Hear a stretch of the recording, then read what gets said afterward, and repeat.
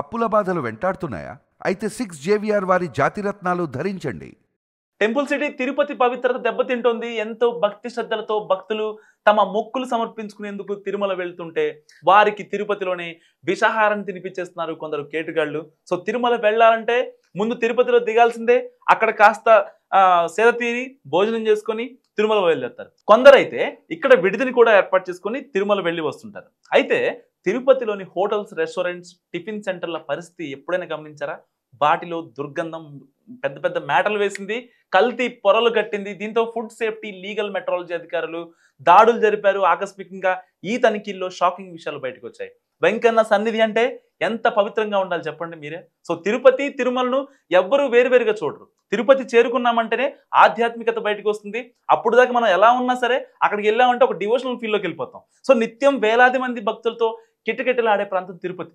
శ్రీవారి దర్శనం చేసుకునేందుకు వచ్చే భక్తులతో రద్దీగా ఉండే టెంపుల్ సిటీలో కల్తీ ఆహారం ఇప్పుడు పెద్ద సమస్యగా మారిపోయింది.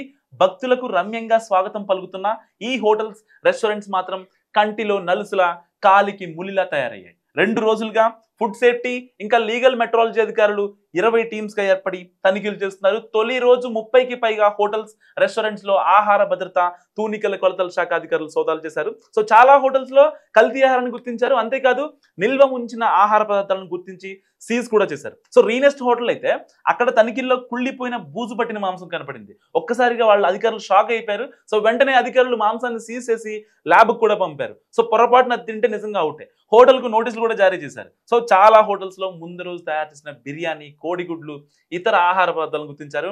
అంతేకాదు కొన్ని పాన్ షాపుల్లో దాదాపు వారం క్రితం తయారు చేసిన కిళ్ళీలను కూడా గుర్తించి సీజ్ చేశారు. ఇక రెండో రోజు బేకరీలు, స్వీట్ స్టాల్స్, తయారీ కేంద్రాల్లో తనిఖీలు నిర్వహించారు అధికారులు. జాయింట్ ఫుడ్ కంట్రోలర్ పూర్ణచంద్రరావు ఇంకా legal metrology joint controller Sudhakar ఆధ్వర్యంలో దాడులు నిర్వహించారు.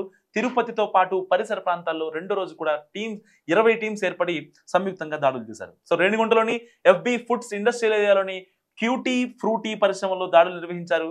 తయారీ విధానాన్ని వాడుతున్న ముడి సరుకులు, ఆ రసాయనాలు, ఆ రంగులపై కూడా ఆరా తీశారు. అధికారులు ఎలాంటి లైసెన్స్ లేకుండా ఉత్పత్తులు తయారు చేసినట్టు కూడా వాళ్ళని గుర్తించారు. అసలు లైసెన్సులకి అప్లై చేయకుండా ఆహార పదార్థాలు తయారు చేసినట్టు గుర్తించారు.